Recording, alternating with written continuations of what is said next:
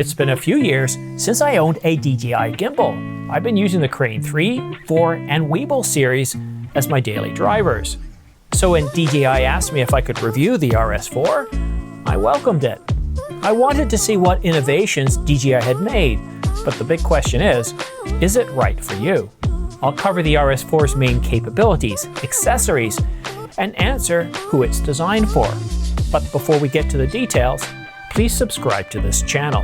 It doesn't cost you anything, helps this channel grow, and keeps you up to date on the latest camera coverage. I've used many gimbals over the years, including the very first Ronin S, so it didn't take more than 20 minutes to unpack and get the RS4 balanced and calibrated. And boy, is it a much smoother process than the first Ronin S. And if you're new to gimbals or new to the RS4 and you're looking for an easy tutorial on how to calibrate and balance the gimbal, DJI has an excellent tutorial on their YouTube channel. They take the time required to walk you through every single step to get you set up and running quickly. But now, let's cover the key capabilities of the DJI RS4. The DJI RS4 can balance payloads up to 6.6 pounds. And for this video, I used the Canon EOS R5 Mark II and the 50mm f1.2. That comes to 3.7 pounds. And while I never had any issues balancing or calibrating the RS4, I really did appreciate this adjustment knob. It just makes life a whole lot easier. Along with a Teflon coating, it makes balancing each motor so much easier. It's one of those innovative features that I wish other gimbals had. And after setting up the RS4, I hardly found myself going into the menu system. Well, with the exception of changing out lenses. When I went from the 50mm to the 24-105 to be able to test out the zoom motor, well, once I attached that lens, I had to rebalance things. And as soon as I turn on the gimbal, instead of having to worry about going through the menu system to find out where they buried calibration, a little menu comes up saying, hey, yeah, we've noticed you've changed some things. You probably need to do a calibration. Would you like to do that now?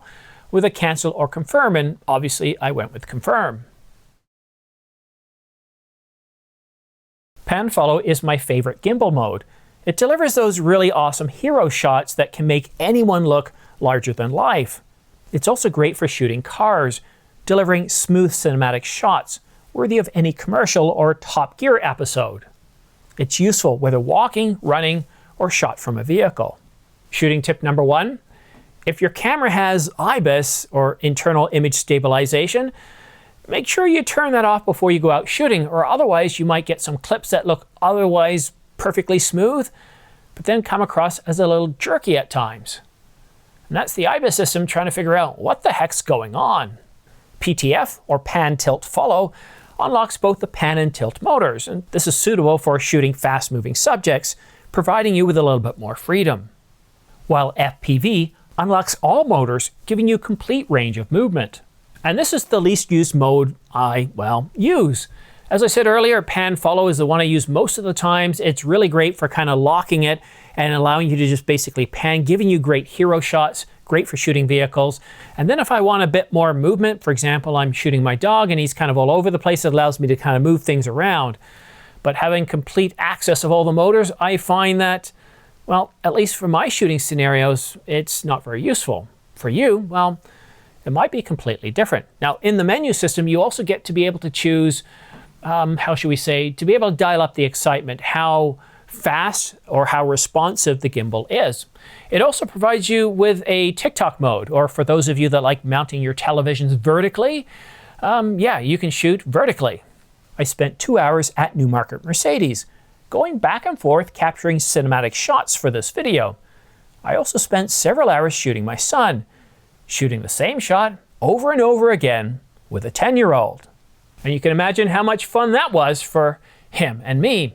But nevertheless, it's important to cover off a few shooting tips. Now, I've already told you about turning IBIS off, but there's another one that can really enhance your footage. Pretty well every time I use a gimbal, I'm shooting at 4K 120 frames per second. And I know what some of you might be thinking, well, that's a little silly. What if I need to capture real time? Well, the nice thing about capturing 4K 120, it gives you that really cinematic slow motion. But then you can always speed things up in post and get real time, or you can go to 4K 60 frames per second. But if you shoot at 4K 30 or 4K 24, I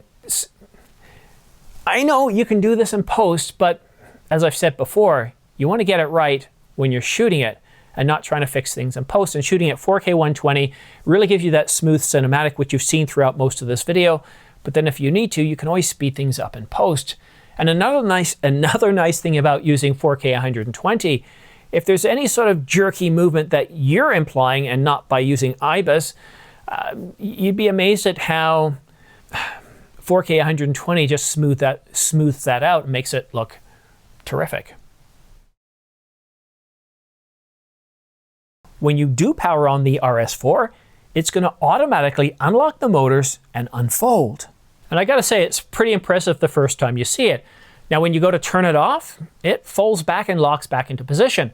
I can't tell you how many times I've had a gimbal where I've turned it on and for whatever reason, I failed to unlock one of the motors. And of course, then it started airing. I had to power it off. And of course, every time I did that, it probably overly stressed the motors. I think that's one of those nice innovative touches. Oh, and there's one more thing. A single press of the power button will automatically lock the motors. Pressing them once again unlocks the motors. At first, this might not seem like much of a deal, but for shooting scenarios like mine where you're going from one scene to another, and those scenes aren't too far away that you generally just keep it running and having it do its balancing thing, to be able to lock those motors as you go from place to place is really handy. I find that today with the amount of battery life you can get out of these things, which I'm going to talk about shortly, it's pretty impressive what you can get from one of these small batteries and one of these big batteries. Well, stay tuned because you get an awful lot of power, an awful lot of juice out of this. I don't know how long your day is, but there's no way you're going to go through this thing in a single day. You know, why don't we just go ahead and start off with batteries as I was just talking about them. So what we have on the RS4 is the BG21, and that will give you about 12 hours of battery use. And that proved more than enough for most of my shooting. However, if you need more than 8 hours, well, how about this one here, the BG70? I'll just snap this into place, lock it. Well, it's bigger. This will give you, are you ready for this? 29.5 hours of battery life. That's a lot. Now, it certainly does add weight to this.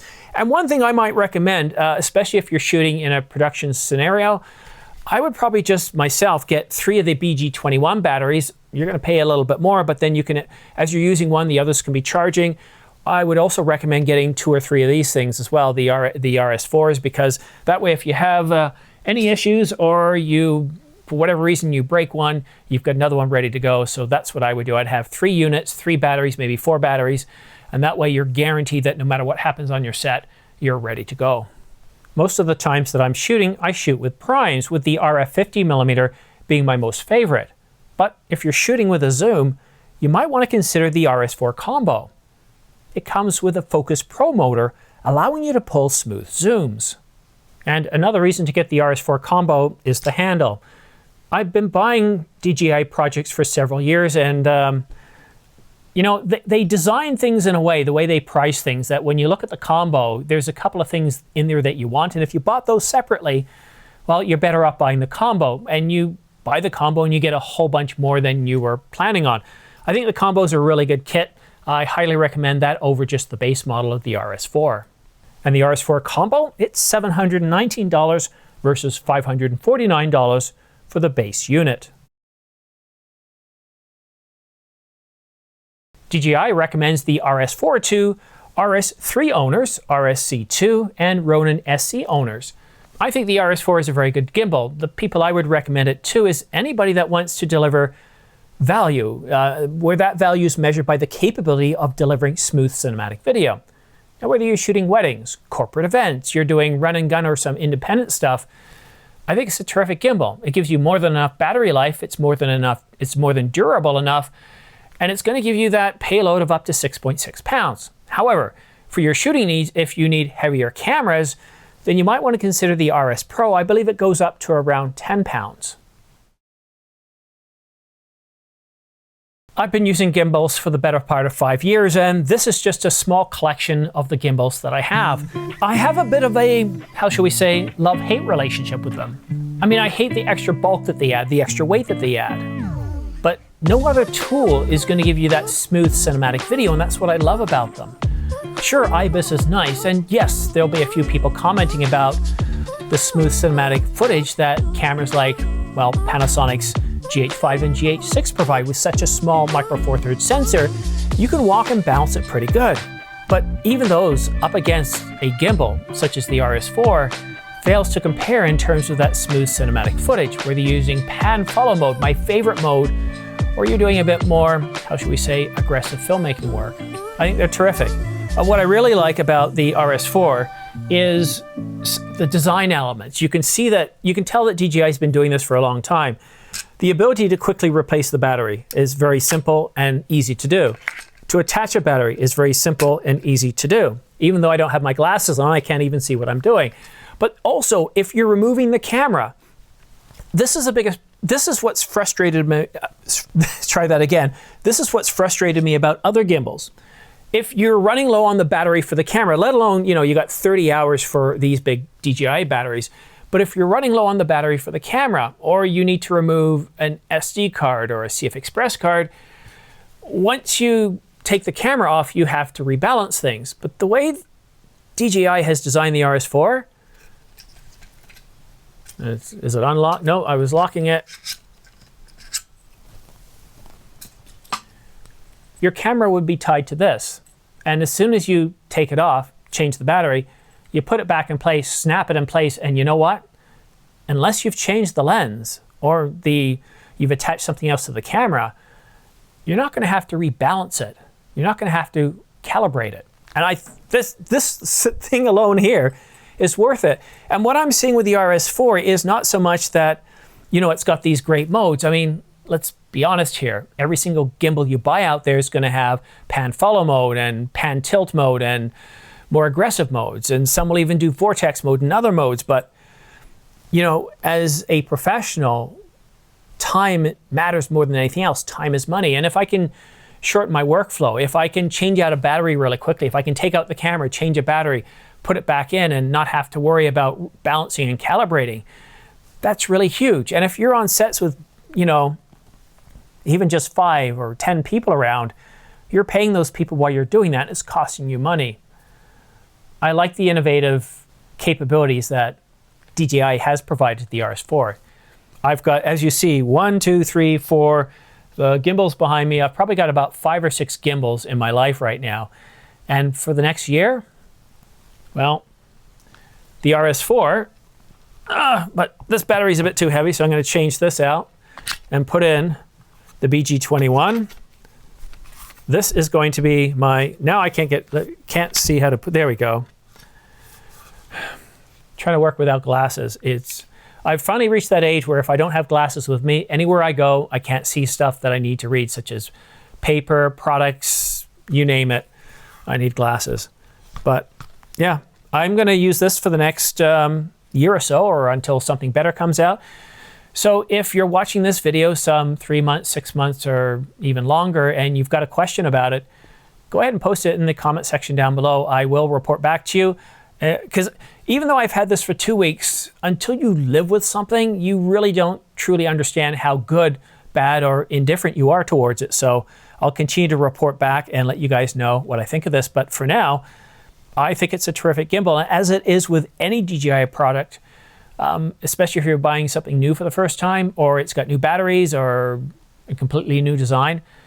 I highly recommend getting their combo pack. I think that's the best way to go. And while I did this review with the Canon R5 Mark II, you have a Sony, Panasonic, Nikon. It'll work with all of those cameras, and it'll even work with the larger cameras such as the R3 and the R1 or the Nikon Z9.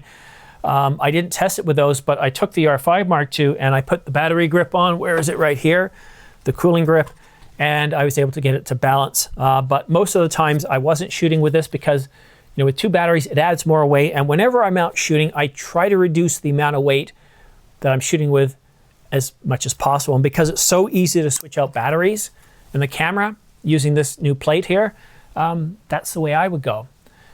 And if you're interested in purchasing the RS4 combo or the base unit, you might want to consider using my affiliate links down below to popular retailers like B&H, Amazon.com, and Adorama. Or maybe directly order from the company. I don't know if they still do it, but the last time I checked is when you order through them, they give you credits or discounts that can be used to purchasing future products. However, a bit of a disclosure, it takes something like 20 to 40 hours to do a video like this. I'm not kidding it. Usually on the side closer to 40. So if you're interested in purchasing the R4, the RS4 Combo, or even the RS4 Pro, please consider using my affiliate links down below because they really help keep the lights on, and it's very much appreciated. By using these links, I can get anywhere from 2 to 5% back. But that's it for now. Thank you so much for tuning in. Have yourself a great day, and we'll see you again soon.